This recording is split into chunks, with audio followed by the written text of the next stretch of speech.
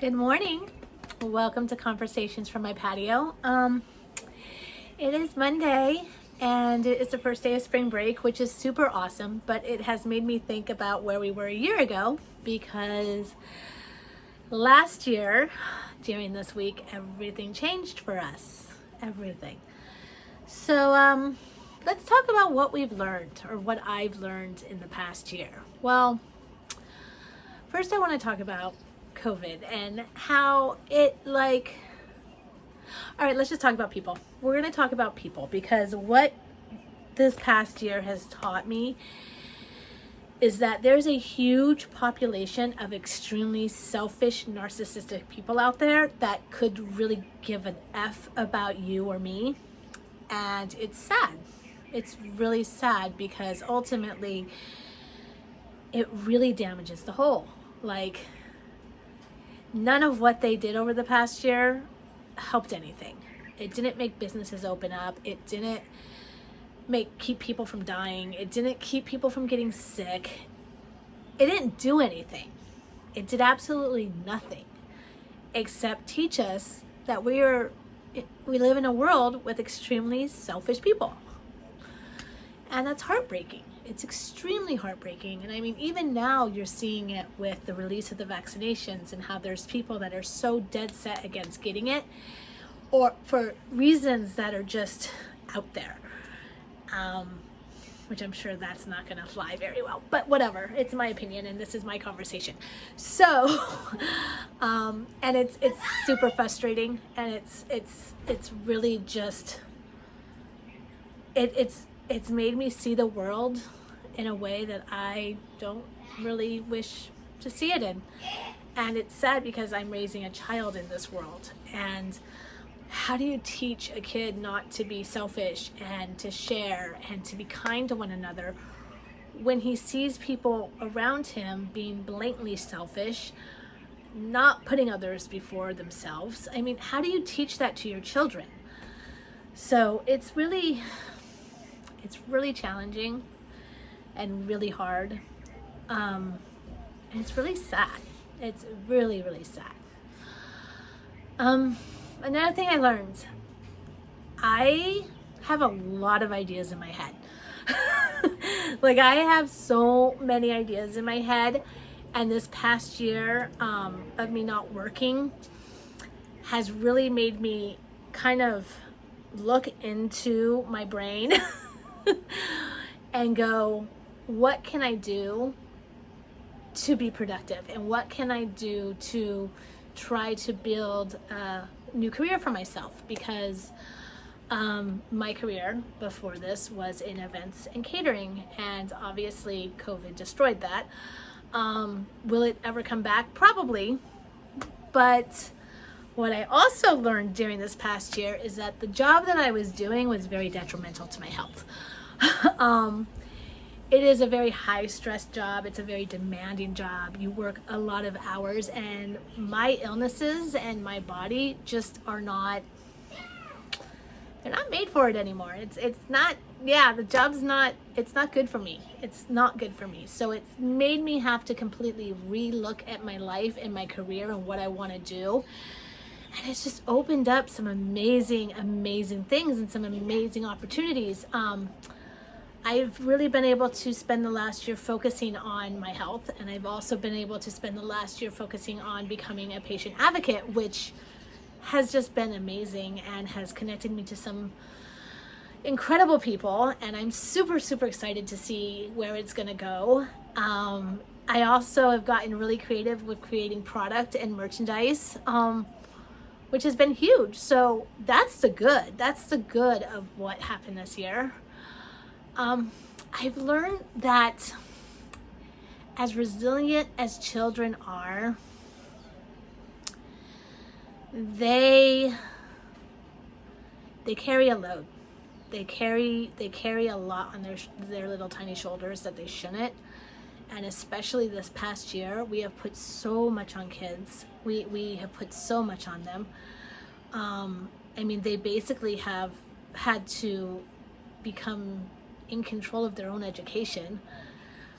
with very little guidance in some cases. Some cases they did not have a lot of guidance. We were fortunate because our son goes to a school where they were very, very hands-on.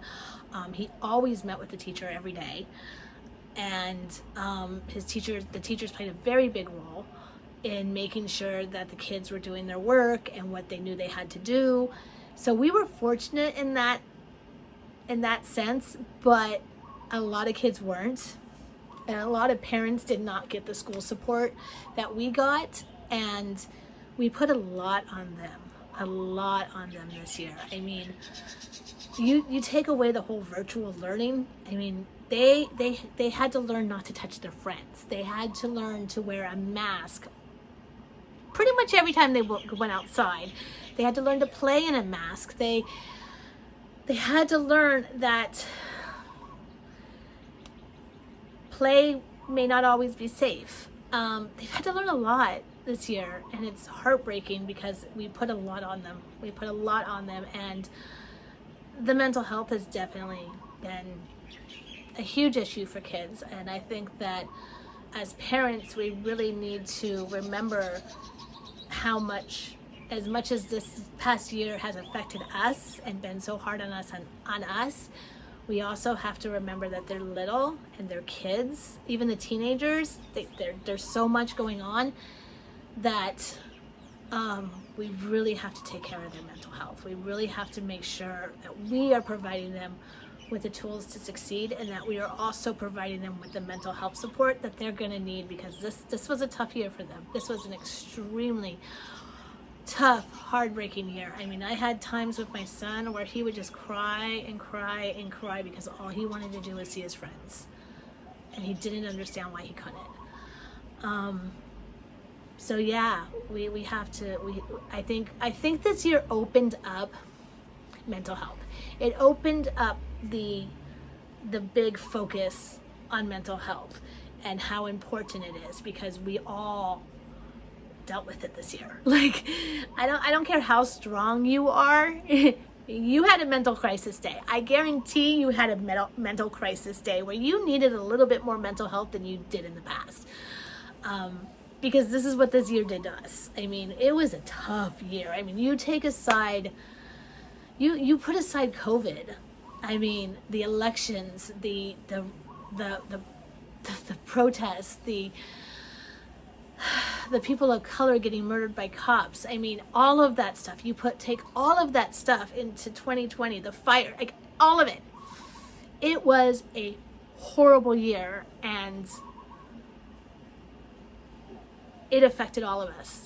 And I've said it before and I'll say it again. Mental health should be covered. It should be free. Everyone in our country should have access to mental health.